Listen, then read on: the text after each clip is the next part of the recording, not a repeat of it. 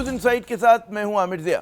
پاکستان تحریک انصاف بظاہر اختلافات کا شکار ہے۔ سابق وزیراعظم عمران خان نے آج پارٹی کے جنرل سیکرٹری اور معروف قانون دان سلمان اکرم راجہ کی ساتھی وکیل فیصل چودھری سے صلح تو کروا دی، لیکن کیا ہاتھ ملانے والوں کے دل بھی ملے ہیں؟ یہ سوال ہے۔ دوسری طرف ہم دیکھتے ہیں کہ پی ٹی آئی کے آج کے متحرک عہدیداروں اور بعض سابق رہنماؤں کے درمیان سماجی میڈیا میں الزامات اور سخت جملوں کا تبادلہ جاری ہے۔ فواد چودھری صاحب جو فیصل چودھری کے بھائی ہیں اور پی ٹی آئی میں واپسی کے خواہش مند بھی ہیں، وہ پارٹی قیادت کی حکمت عملی پر سخت تنقید کرتے نظر آ رہے ہیں۔ ان کا الزام ہے کہ جی موجودہ قیادت عمران خان سے مخلص نہیں، اس لیے سابق وزیر اعظم کی بیگم اور بہن کو انہیں چھڑانے کے لیے میدان عمل میں آنا ہوگا۔ 100% بشرا بی بی اور علیمہ خان سے میں اپیل کرتا ہوں، آپ بالکل جو ہے وہ سیاست میں بھی آئیں، وہ آپ اس پارٹی کو قیادت بھی دیں اور آ کے عمران خان کو باہر نکالنے کی حکمت عملی بنائیں۔ دوسری طرف پاکستان تحریک انصاف میں فارورڈ بلاک بننے کی قیاس آرائیاں زوروں پر ہیں، پر پی ٹی آئی کے ذرائع ان کی تردید کرتے نظر آ رہے ہیں۔ لیکن یقیناً پاکستان تحریک انصاف کو مختلف سطحوں پہ شدید دباؤ اور آزمائشوں کا سامنا ہے، جس میں جیل میں بند قیادت سے لے کر اس کے پارلیمنٹیرینز پر حکومت کی جانب سے وفاداریاں تبدیل کرنے کا جو مبینہ کوششیں ہیں وہ سب شامل ہیں۔ اسی تناظر میں پاکستان تحریک انصاف نے آج دو اہم اعلان کیے۔ پہلا یہ کہ وہ اب جوڈیشل کمیشن کا حصہ بنے گی، یعنی اس میں اپنے قومی اسمبلی اور سینٹ کے جو اراکین ہیں ان کو نامزد کرے گی۔ متنازع 26ویں آئینی ترمیم کے بعد یہی فورم آئینی بینچ کے سربراہ کو نامزد کرے گا، جو کہ خود ایک سوالیہ نشان ہے۔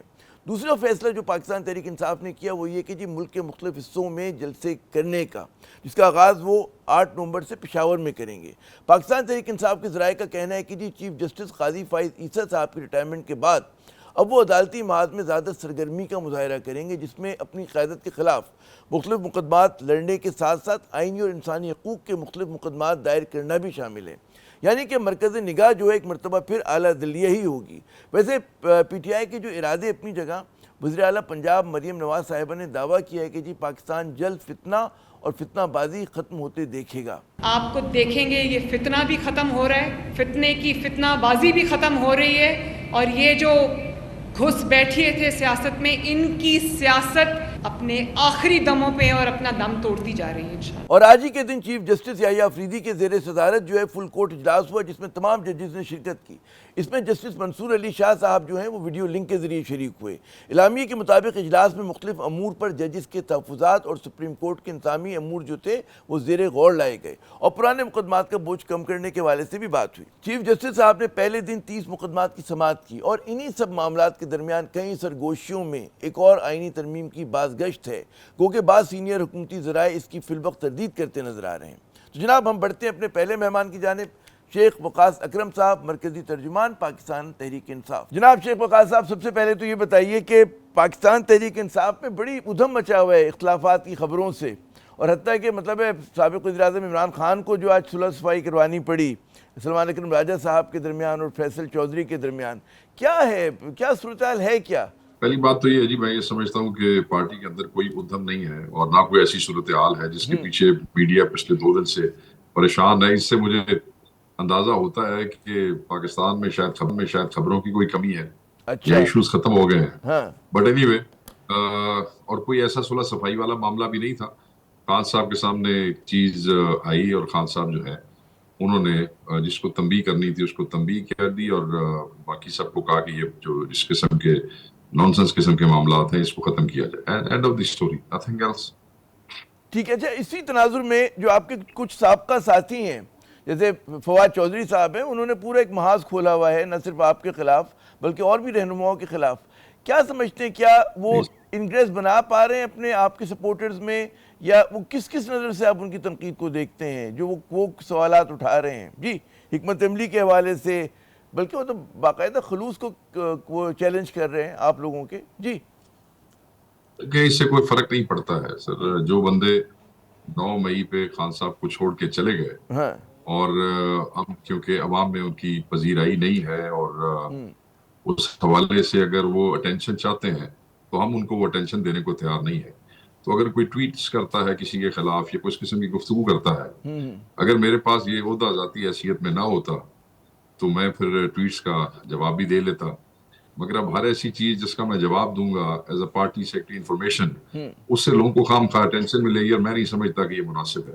میں دوبارہ کہوں گا کہ یہ سب ہمارے دوست اور بھائی ہیں، انہوں نے 9 مئی کے بعد جبر برداشت نہیں کر سکے اور پارٹی کو چھوڑ دیا، پریس کانفرنسز کی، ٹویٹس کی، پارٹ ویز کی خان صاحب کے ساتھ. بس ٹھیک ہے، یہ ان کا فیصلہ تھا. اب وہ کیوں پش کر رہے ہیں، کس حوالے سے لوگوں کے خلوص کو چیلنج کر رہے ہیں؟ یہ صرف ایک ہمارے دوست نہیں ہے، بہت سے دوست ہیں جو کہ ایک منظم پروپیگنڈے کے تحت موجودہ لیڈرشپ کو ڈسکریڈٹ کرنا چاہتے ہیں. یہ ممکن نہیں ہے، اس لیے کہ لوگوں کی یاداشت اتنی پرانی نہیں ہے. 9 مئی کے بعد کیا ہوا، کون کس کو چھوڑ کے چلا گیا، کس پارٹی میں چلا گیا، تو یہ بحث ہے ساری. میں یہ سمجھتا ہوں کہ اس پہ اگر ہم کو سٹیٹمنٹ دیں تو اس سے ایسے اٹینشن سیکرز کو ٹینشن ملے گی، تو لیٹس ناٹ ایون گو دیر. تو میں یہ سمجھتا ہوں کہ لیڈر ایک ہی ہے، اس کا نام عمران خان ہے. باقی سب کو صرف ذمہ داریاں دی گئی ہے، چاہے کوئی چیئرمین ہے، چاہے کوئی جنرل سیکرٹری ہے، چاہے کوئی انفارمیشن سیکرٹری ہے. ہم سب کے پاس کوئی ذمہ داریاں ہیں، اور اگر کوئی ذمہ داری اچھی نہیں نبھائے گا تو عمران خان صاحب ہمارے قائد موجود ہیں، وہ اس کو تبدیل کر دیں گے. And of the story. یہ باہر بیٹھے ہوئے دوستوں کو جن کا پی ٹی آئی سے کوئی تعلق نہیں ہے، وہ کیوں چائے کی پیالی میں طوفان لانا چاہتے ہیں، میں اس سے میری ایک سوال ہے. اچھا، میں آخری سوال اس حوالے سے کروں گا، پھر ہم دوسرے موضوعات پر آتے ہیں. کہ ایک جو تنقید، وہ اپنے وضاحت میں یہ کہتے ہیں کہ جی بعض لوگوں پہ جبر بہت زیادہ کیا گیا، تو ان کو کچھ کمپرومائز ڈیسیشنز کرنے پڑے اور بہت ساروں کو نہیں چھیڑا گیا. تو کیا ایسا ہوا تھا؟ مطلب مسلسل یہ بات کہی جا رہی ہے، میں چاہوں گا وضاحت کریں اس بات. دیکھیں بات یہ ہے کہ میجورٹی لوگ جو ہے، میجورٹی کے اوپر جبر کیا گیا ہے، اور بڑے کم ہیں جو خان کو چھوڑ کے دوڑ گئے. نمبر ایک، اگر کسی پہ جبر نہیں ہوا اور کسی نے اپنے آپ کو بچا لیا اور خان کو نہیں چھوڑا اور آج بھی خان کے ساتھ کھڑا ہے، تو ہم اس کو کیا کہیں کہ تم خان کو چھوڑ دو یا پی ٹی آئی کو چھوڑ دو. اب وہ سارا اوکھا ٹائم گزار کے آ گیا ہے. بہت سے لوگ ایسے ہیں جن کے اوپر درجنوں کیسز ہیں، ان کے بزنسز بند ہوئے ہیں، ان کے بچے اسکولوں سے نکل گئے، ان کے ماں باپ کے اوپر ایف آئی آرز ہوئی، ان کے دوستوں کزنوں بھائیوں کو اندر کیا گیا، وہ جیلوں میں گئے، کوئی کم گیا، کوئی باہر گیا. اگر کسی پہ ایف آئی آر سنگین نوعیت کی نہیں ہے تو انہوں نے اس کو ایسے کمپلیمنٹ کیا اس وقت کی حکومتوں نے کہ ساتھ اس کے بزنسز بند کر دیں. اگر وہ موقع پہ موجود نہیں ہے تو اس کے بھائی کو یا اس کے ماں باپ کو کسی کیس میں ڈال دیا. تو یہ تو ایسی کہانی ہے. ایک مطلب ایک ٹاک شو میں جس میں 38 منٹ کا ٹوٹل وہ ہے، اس میں 8 منٹ اینکر نے بولنا ہے، اس میں 2 جملے جنرل سے پنچ مار کے آپ یہ سمجھتے ہیں کہ جن لوگوں نے قربانیاں دی ان کو ڈسکریڈٹ کیا جا سکتا ہے؟ نہیں. پارٹی کو بھی بڑا پتا ہے کہ اس نے کیا کیا، اور حلقے کی عوام کو بھی بڑا پتا کیا کیا. میں عام طور پہ جو دوست خان صاحب کو چھوڑ کے چلے گئے ہیں، میں ان سے اس لیے انگیج نہیں کرتا کہ at the end of the day مجھے تو خان صاحب نے ذمہ داری دی ہے. جس دن خان صاحب مجھ سے مطمئن نہیں ہوں گے تو میں اس وقت خود ہی یہ ذمہ داری واپس کر دوں گا یا خان صاحب لے لیں گے. یہی کچھ ہے نا. باقی رہ گیا ہر کسی کا اپنا اپنا حلقہ ہے، نہ کسی نے ایک ضلع سے اٹھ کے دوسرے ضلع میں آ کے لڑنا ہے اور نہ اس جوگا ہے کوئی. میں یہ سمجھتا ہوں کہ یہ نان ایشوز ہیں. میں پھر کہوں گا، اور میں نان ایشو سے ایشو کیا ہے میں آپ کو بتاتا ہوں. ہمارے لیے ایشو کیا ہے؟ جی، ہمارے لیے ایشو ہے اعجاز چودھری کا ابھی تک جیل میں رہنا. ہمارے لیے ایشو ہے میاں محمود رشید کا جیل میں رہنا. ہمارے لیے ایشو ہے یاسمین راشد کا جیل میں رہنا.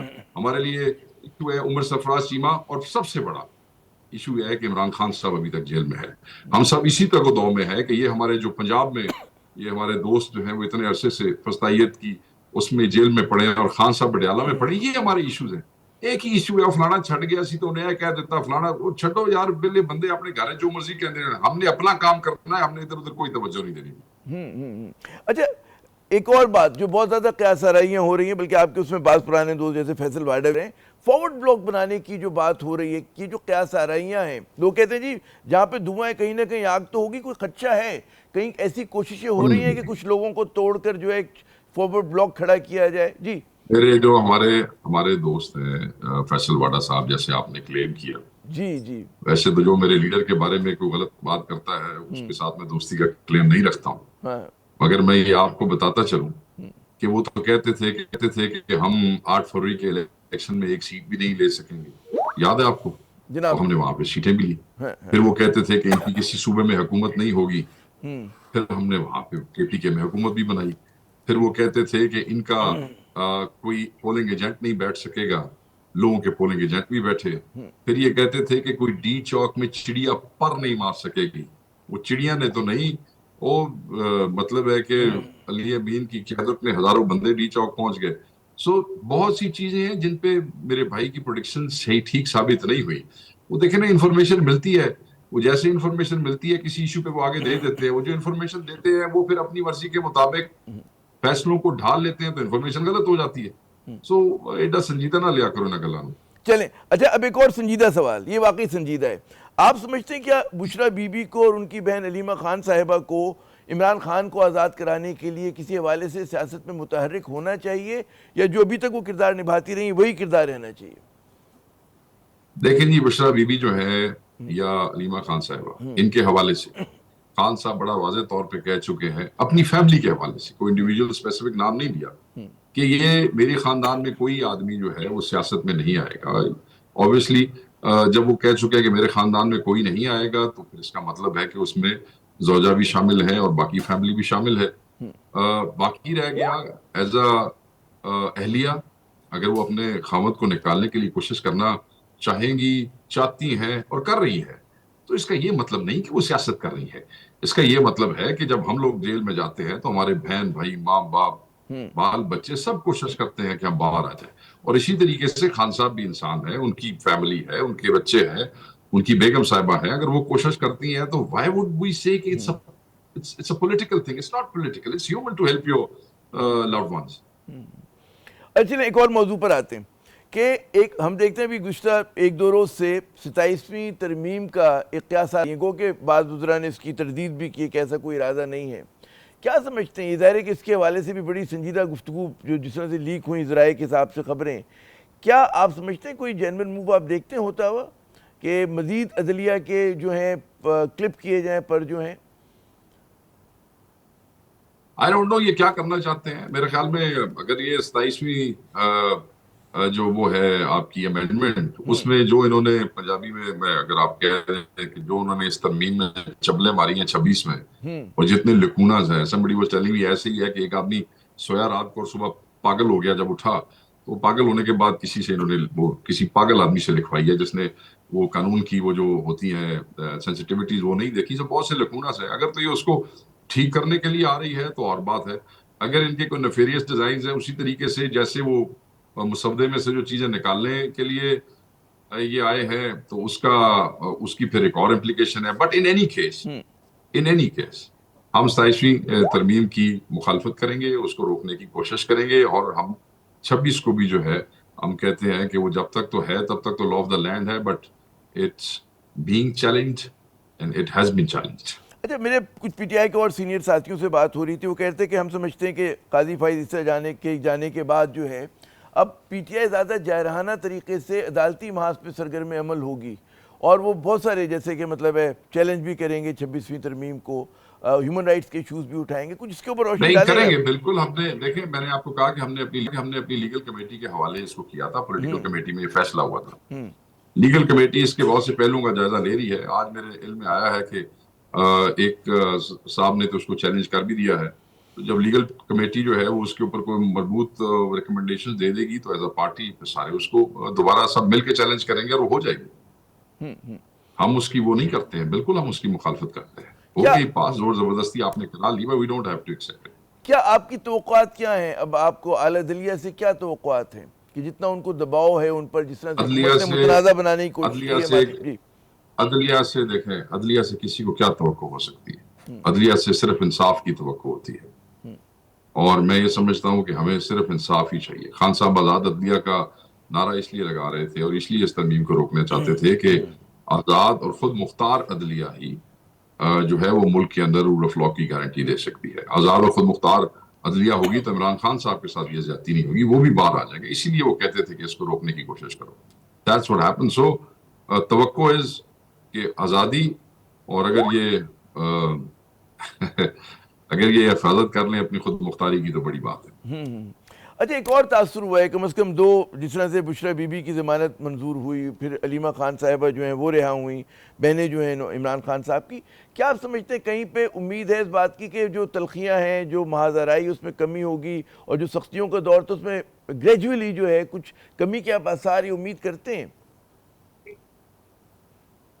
دیکھیں ہم تو سمجھتے ہیں کہ کیس ہی سارے جھوٹے ہیں, جعلی مقدمات ہیں, وہ تو فوری ختم ہو جانے چاہیے. مگر اس کے باوجود بھی آپ دیکھیں ہمارے لوگوں کی ابھی ضمانتیں جو ہیں وہ ہوئی ہیں, ریجیکٹ ہوئی ہیں بہت سے مقدمات میں, اور اس میں चीफ मिनिस्टर की भी है, जो हमारे लाहौर वाले दोस्त अंदर पड़े हैं उनकी भी है, खान साहब के हवाले से भी है।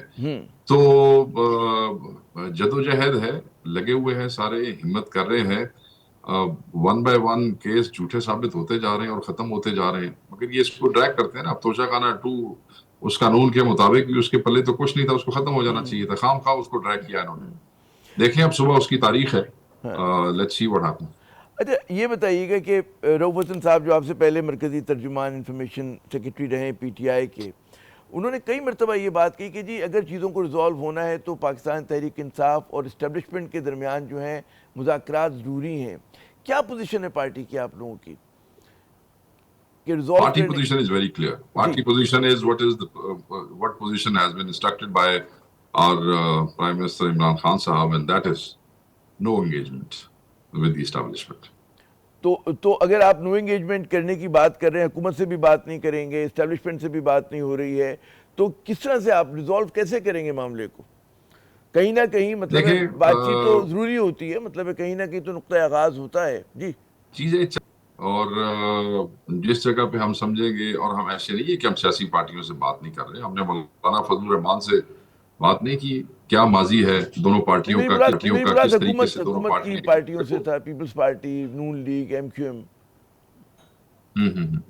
जी देखिए, नून लीग, पीपल्स पार्टी और MQM से बात नहीं होगी, इसलिए नहीं होगी कि ये मैंडेट चोर है, इन्होंने डाका मारा है इमरान खान के मैंडेट के ऊपर। बाकी सबसे बात हो सकती है, ग्रैंड अलायंसेस बन सकते हैं, जिन्होंने हमारे नुकसान पहुंचाया उनके साथ भी बात हो सकती है, मगर इनके साथ बात करने का इख्तियार हमारा नहीं है। जब तक इमरान खान साहब जो है इसमें कोई नरमी नहीं ला सकते, हम में से कोई सोच भी नहीं सकता। अच्छा, आपने बात की ग्रैंड अलायंसेस की या ग्रैंड अलायंस बनाने की, क्या वजह है कि PTI ज़ाहिर करीब तो HX साहब करीब आए, दीगर कुछ पार्टीज करीब आए, लेकिन कोई मुतहर्रिक मौसर किस्म का हिज़्ब इख्तिलाफ का इत्तेहाद नहीं बन पा रहा? आप लोगों की तवज्जो कम है या आप लोगों को साथी नहीं मिल रहे? मेरा ख्याल है हमारी पोजीशंस ऐसी हैं कि वो कहते हैं ना, हमारे साथ दम लगा के चलना या भागना शायद बाकी पार्टियों के लिए इतना आसान नहीं है। जो पोजीशन जो है वो PTI ने ली है, but still we are encouraging them कि this is the right way. बहुत बहुत शुक्रिया वक़ार साहब, आपने अपना कीमती वक्त दिया। नाज़रीन, आपने शेख वक़ार सुनी और यहाँ पे लेते हैं वक्फे के बाद जब दोबारा हम हाजिर होंगे तो कुछ ज़रा बात करते हैं तरामीम के ऊपर ही, कि जो आइनी तरामीम जिस तरह से हुकूमत ने की हैं उस पर जो है अभी तक उसकी बाज़गश जो है, उस पर जो तनकीद है वो जारी है। वकला बरादरी जो है उस पर तनकीद कर रही है, उसका एक बहुत बड़ा एक सियासी रद्दमल हम देख रहे हैं, हर सतह पर आ रहा है। जमात इस्लामी उसके ऊपर बात कर रही है, PTI तो खैर आपके सामने है ही, तो उस पर बात करेंगे। हमारे साथ एक मारूफ तजज़ियाकार होंगे, उनसे पूछेंगे कि हमारी हुकूमत जो है वो इतनी क्यों फिक्सेटेड है कि जी सबसे ज़्यादा जो हमारी तरामीम हो रही हैं वो किसी और चीज़ पे नहीं हो रही, आवाम की भलाई के लिए नहीं हो रही, वो ज़्यादातर हो रही हैं आला अदलिया के हवाले से। क्यों हो रही हैं, उससे हुकूमत क्या हासिल करना चाहती है, बात करते हैं वक्फे के बाद।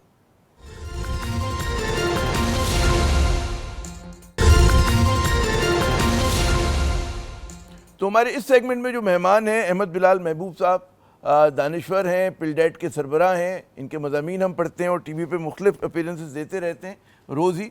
बहुत शुक्रिया बिलाल साहब अपना कीमती वक्त देने का। आप ही का मैं मजमून पढ़ रहा था जिसमें आपने कहा कि जी मुख्तलिफ हुकूमतों ने 23 के करीब आइनी तरामीम की हैं, जिनमें से 13 का जो ताल्लुक़ है वो अदालती मामलात से है, 8 वो हैं कि जो कुलियतन अदालती मामलात पे थी, अदलिया के हवाले से थी, 5 मिली जुली थी। तो क्या यानी कि 56% ये तादाद बनती है आपकी आदत शुमार से। तो पार्लियामेंट की जो अदलिया से इतनी मोहब्बत है वो क्यों है, और क्या इसके बाद जो है अवाम की ज़िंदगी में कुछ मतलब है इंसाफ के अगर मामला देखें तो कुछ फ़ायदा हुआ है, नहीं हुआ? बहुत शुक्रिया। मैंने इसी मजमून में एक्सप्लेन करने की कोशिश की है, चूँकि अदलिया एग्जेक्टिव के रास्ते में रुकावट बनती है बहुत चीज़ों के बारे में, उनको मनमानी नहीं करने देती, और पार्लियामेंट का अपना निज़ाम जो है ओवरसाइट का वो कमज़ोर है, वो एग्जेक्टिव को नहीं रोक पाती, क्योंकि हमारे निज़ाम पार्लिमानी निज़ाम में एग्जेक्टिव पार्लियामेंट का एक हिस्सा होती है, तो इसलिए पार्लियामेंट उसको एग्जेक्टिव को रोक नहीं पाती, तो अब सिर्फ आ जाके अदलिया ही रह जाती है। इसलिए अदलिया को बार बार कोशिश की जाती है कि उसके दाद खट्टे किए जाएं और अदलिया को एक इफेक्टिव ओवरसाइट का या अकाउंटेबिलिटी का इंस्टीट्यूट रहने दिया जाए। ये बड़ी सीधी सी बात है। ये सही है कि अदलिया भी कभी कभी अपने इख्तियारात से तजावुज़ कर लेती है, लेकिन बुनियादी बात यही है कि इंतज़ामिया को ये बात अच्छी नहीं लगती। तो इसकी वजह से ज़ाहिर है कि अच्छी नहीं लगती, तो हमारा तसव्वुर है आज़ाद अदलिया का, खुद मुख्तार अदलिया का, गैर जानिबदार अदलिया का, वो कितना हमारे यहाँ कॉम्प्रोमाइज़ हो चुका है, कितना मुतासर हो चुका है पाकिस्तान में। देखिए, बार बार कोशिश की गई इसको मुतासर करने की, लेकिन ये फिर भी चूंकि पाकिस्तान के अंदर तमाम तर कमजोरियों के बावजूद एक जमहूरी स्पिरिट लोगों के अंदर अभी भी बाकी है, और वो बार बार फिर वापस आ जाती है उसी तरीके से। जैसे आप देखिए ना, 26वीं आईनी तरमीम को भी जिस तरह एक रात पे पास कराने की कोशिश की गई थी 1 महीना 1.5 महीना पहले, तो नहीं हो सका, बावजूद इसके कि बहुत ताकतवर लोग थे, कर सकते थे, लेकिन नहीं हो सका। तो इसलिए ये मैं समझता हूँ कि कोशिश तो करते हैं, लेकिन अदलिया कंप्रोमाइज नहीं होती। अदलिया के अंदर ही लोग उठते हैं, वो आज़ादाना अपने आप को कंडक्ट करते हैं। ये बहुत गनीमत है हमारे यहाँ कि इसके बावजूद के कोशिशों के बावजूद अदलिया ने फिर भी बाज, अगरचे कहीं कंप्रोमाइज भी हुई फौजी हुकूमतों के ज़माने में, लेकिन इसके बावजूद कलमा हक बुलंद करती रहती है, और अभी भी कर रही है मेरे ख्याल में। मज़ाहिमत जारी है, सिविल सोसाइटी उनके साथ मिल जाती है, वकला मिल जाते हैं। अच्छा, आप ही के मजमून में था कि जी इंडियन पार्लियामेंट ने 106 कॉन्स्टिट्यूशनल अमेंडमेंट्स पास की, जिनमें से सिर्फ 11% का ताल्लुक, 11 का या 10% का जो ताल्लुक था वो जुडिशरी से है। तो मेरा मुझे एक सवाल का हिस्सा रह गया कि क्या जो हमारी तरमीम हुई वो ठीक है, एग्जीक्यूटिव ने अपनी मर्जी के लिए की, लेकिन कहीं अवाम की फलाह का, बहबूद का भी तसव्वुर है उन तरमीम में? देखिए, जो हमारी कुछ तरमीम में तो फलाह का तसव्वुर है, और हमारे कॉन्स्टिट्यूशनल निज़ाम को, हमारे निज़ाम को कोई रिफॉर्म करने की तरफ उसकी तवज्जो थी। जैसे मैं समझता 18वीं तरमीम एक बहुत अहम तरमीम थी। इससे पहले भी 18वीं तरमीम से पहले भी कोशिशें हुई, जैसे 8वीं तरमीम थी, वो तो कंप्रोमाइज किस्म की तरमीम थी, लेकिन 18वीं तरमीम मैं समझता हूँ एक बहुत अच्छी मिसाल है, जिसमें एक कंप्रोमाइज भी हुआ, जो सूबों की खुद मुख्तारी थी उसका तहफ़्फ़ुज़ भी हुआ, और पार्लियामानी निज़ाम को भी मजबूत किया गया। तो ये बहुत अवाम की फलाह के लिए थी, लेकिन अक्सर ऐसी थी जो कि ताकतवर हलकों को मजीद ताकत फराहम करने के लिए की गई। जैसे अब ये तरमीम हुई है 26वीं, इसका अवाम की फलाह से इतना ताल्लुक नहीं है, इसका ताल्लुक तो जो बरसर इक़्तिदार तबका है उनको कुछ जज काबिल कबूल नहीं थे, उन्होंने उसका एहतमाम किया है। तो ये बहुत सी तरमीम तो ऐसी हैं जो पावर पॉलिटिक्स के लिए थी, चंद तरमीम हैं जो महदूद सियासी मकासद के तहत की जा रही हैं। क्या 26वीं तरमीम में ऐसी कमज़ोरियाँ हैं हुकूमत के नुक्ता नज़र से कि जिसका सोरा है, और फिर हम बाज़गश सुन रहे हैं, क्या साराइयाँ सुन रहे हैं 27वीं तरमीम आनी चाहिए? जैसे फ़र्ज़ करें कि अभी तक गालिबन ये क्लियर नहीं है कि जी जो आइनी बेंच है उसका सरबराह कौन लगाएगा। तो ये इस तरह की कोई कमज़ोरी, ज़ाहिर हुकूमत चाहती है कि हम लगाएं, और वो नहीं चाहती कि जो है अदालत खुद, जो बेंच है तो बेंच का तो फिर भाई आला अदलिया को खुद ही फैसला करना चाहिए ना इसका। जी जहाँ साहब, इस बारे में तो बड़ा वाज़ेह है जो 26वीं आईनी तरमीम है, बावजूद इसके कि हम उसे पसंद करें या ना करें, लेकिन जो उसकी प्रोविज़न है वो तो ये है कि ये बेंच बनाएगा जुडिशल कमीशन, और उस बेंच के अंदर जो सीनियर मोस्ट साहब होंगे वो इस बेंच के सरबराह होंगे। ये तो बड़ी क्लैरिटी है इसके अंदर। तो ज़ाहिर वो सीनियर मोस्ट तो मंसूर साहब बच जाते हैं जिनके लिए पूरा ये तमाशा लगा। दिलचस्प बात है ये। नहीं, जकल मंसूर अली शाह साहब को जुडिशल जो कॉन्स्टिट्यूशनल बेंच का हिस्सा बनाएंगे तो वो बनेंगे ना उसके सरबराह, वो तो उसके अंदर नहीं ख्याल के उसका हिस्सा बनेंगे। वो तो अपनी मर्जी से जजेस लगा सकते हैं ना इसका, इसीलिए तो जुडिशल कमीशन का जिम्मे लगाया गया है। नहीं, लेकिन उसमें चीफ जस्टिस करता है। उसमें जुडिशल कमीशन, अब ये बड़ा एक ट्रिकी सा सवाल है ना कि उसमें हुकूमत के लोग बैठे होंगे, वही बेंच में लोग लगा रहे होंगे, कितनी ये चीज़ मौसर है। फिर उसी तनाजुर में PTI ने फैसला किया कि जी हम भी उस जुडिशल बेंच में उसमें बैठेंगे जो लोगों ने पहले नहीं बैठ रहे थे। बहुत अच्छा फैसला किया इन्होंने, इनको पार्लिमानी कमेटी में भी बैठना चाहिए था। इन्होंने जो जब निज़ाम से अलहदा होने का फैसला किया है, बहुत गलती की है, अपने आप को भी नुकसान पहुंचाया है और निज़ाम को भी नुकसान पहुंचाया है। तो बहुत कुछ बात है। مجھے مختصر اگر جواب دے سکیں کہ بینچوں کے جج لگانے میں حکومت کا یا پارلیمنٹ کا کوئی کردار اصولی طور پہ ہونا چاہیے؟ دیکھیے ایسا ہوتا تو نہیں ہے، لیکن یہ ایک کمپرومائز ہے کہ کانسٹیٹیوشنل کورٹ بن رہی تھی تو انہوں نے کہا اچھا کورٹ نہیں بناتے، اتنی بھی الگ انسٹیٹیوشن نہیں بناتے، تو اب بینچ بنا دیتے ہیں، لیکن بینچ بنانے کا اختیار جوڈیشل کمیشن کے پاس ہوگا. تو یہ تھوڑی سی عجیب بات ہے. نارملی پاکستان کے کانٹیکٹ میں تو کبھی ایسا نہیں ہوتا.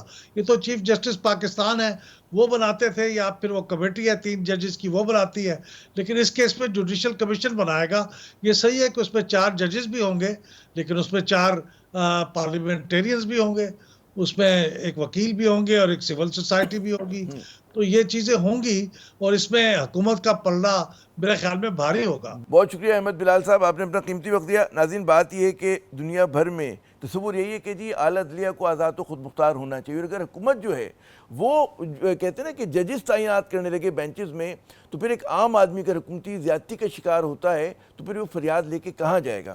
یہاں پہ لیتے ہیں ایک وقفہ. وقفے کے بعد جب ہم دوبارہ حاضر ہوں گے تو کچھ بات ہوتی ہے پاکستان انٹرنیشنل ایئر لائنز کی نجکاری کی. اس کے حوالے سے ہم ایک رپورٹ ہے وہ ہم آپ کے سامنے پیش کریں گے. ہمارے ساتھ رہیے گا.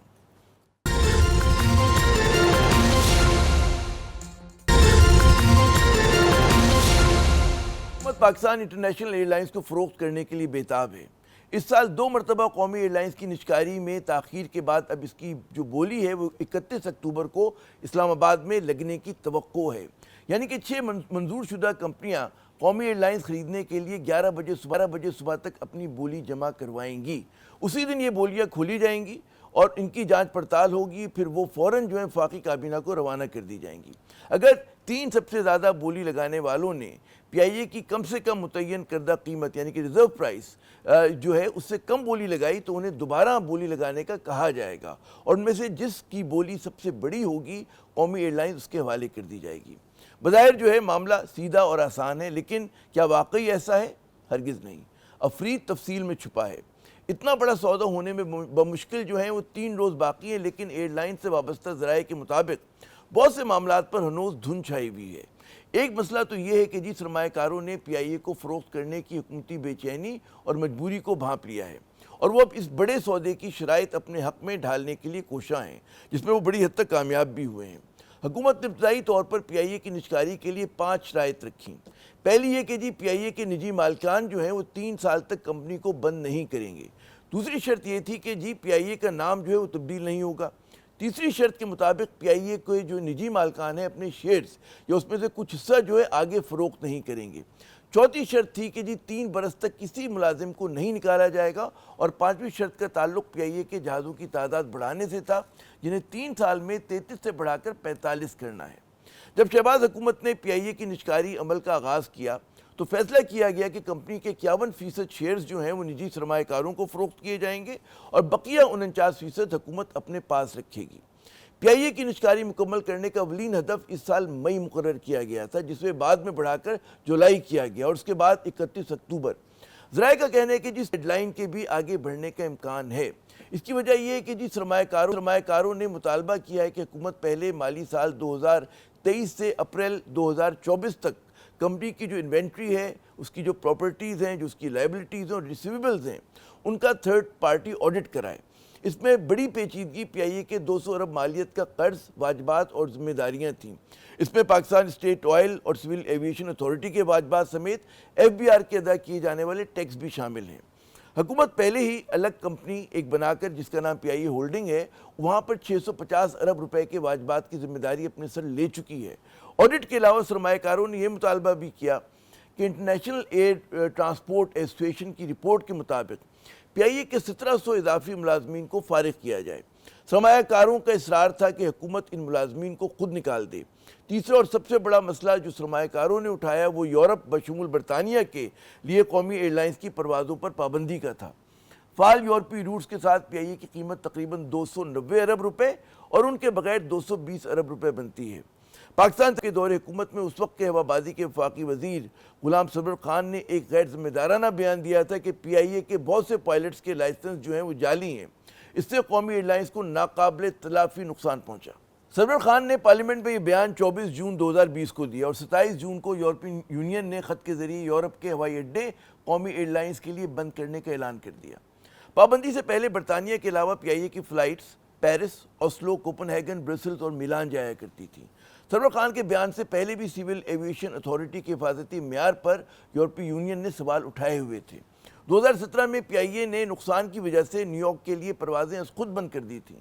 پی آئی اے ذرائع کا کہنا ہے کہ جی اس اسٹیشن پر پاکستان پیپلز پارٹی اور نون لیگ کے دور میں کی گئی سیاسی تقرریوں نے اس روٹ کا بھٹا بٹھا دیا، کیونکہ تقریباً ہر سفارشی افسر پی آئی اے کے بزنس کو آگے بڑھانے کے بجائے گرین کارڈ کے اصول کے لیے جدوجہد کرتا۔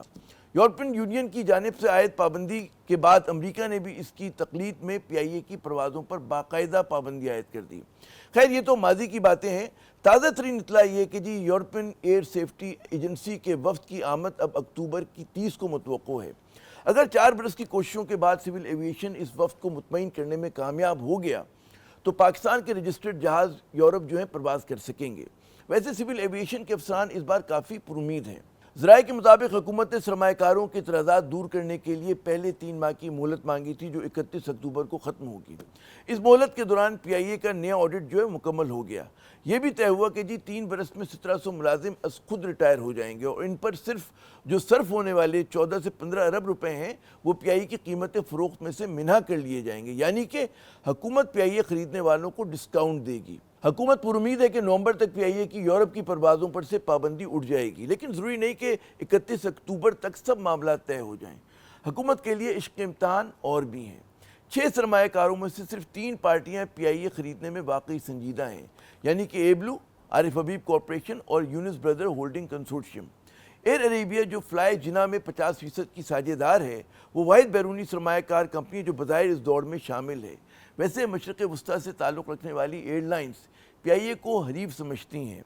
پی آئی اے کی بحالی کی صورت میں انہیں بزنس کم ہونے کا اندیشہ ہے، اسی لیے ان کی پی آئی اے کی خریداری میں جو عدم دلچسپی ہے وہ ہمیں سمجھ میں آنی چاہیے۔ لیکن حیرت ہے کہ پی آئی اے نجکاری کے جو فائنینشیل ایڈوائزر ہیں ارنسٹ اینڈ ینگ، انہوں نے مغربی سرمایہ کاروں کو یہاں لانے کی کوشش نہیں کی۔ پی آئی اے سے جان چھڑانے کی حکومتی مجبوریوں کو سمجھتے ہوئے سرمایہ کار اب 51 اور 60% شیئرز کی جگہ 100% یا کم از کم 76% شیئرز کا مطالبہ کر رہے ہیں۔ ان میں سے بعض اس بات پر بھی مصر ہیں کہ ان کے حصے کے 20 سے 25% شیئرز انہیں آگے فروخت کرنے کی اجازت ملنی چاہیے۔ بقول ایک سرمایہ کار کمپنی کے عہدیدار کے، پی آئی اے سفید ہاتھی ہے جسے فعال بنانے کے لیے بھاری سرمایہ کاری کی ضرورت ہوگی۔ پی آئی اے ذرائع کا کہنا ہے کہ جی حکومت کو ہر صورت میں کم از کم پی آئی اے میں 40% ملکیت جو ہے برقرار رکھنی چاہیے اور جلد بازی میں قومی ایئر لائنز کو اونے پونے بیچنے سے گریز کرنا چاہیے۔ پی آئی اے میں منافع بخش ادارہ بننے کے تمام تر عناصر موجود ہیں۔ پاکستان آبادی کے لحاظ سے دنیا کا 5واں بڑا ملک ہے، جہاں ہوائی سفر کرنے والوں کی سالانہ نمو یعنی کہ گروتھ جو ہے اس میں اضافہ 5% ہے، جو اس خطے کی 3.5% کی اوسط سے زیادہ ہے۔ ذرائع کا کہنا ہے کہ جی پی آئی اے کو ملا کر پاکستان کے رجسٹرڈ جہازوں کی تعداد بمشکل جو ہے 40 سے 41 ہے، جبکہ آبادی کے لحاظ سے کئی چھوٹے ایران میں 400 پیسنجر جہاز جو ہیں رجسٹرڈ ہیں۔ لیکن جناب پاکستان کا المیہ یہ ہے کہ وہی سیاسی جماعتیں اس قومی اثاثے سے جان چھڑانے میں پیش ہیں جنہوں نے اسے تباہ کیا۔ عامر ضیاء کو اگلے پروگرام تک کے لیے اجازت، خدا حافظ۔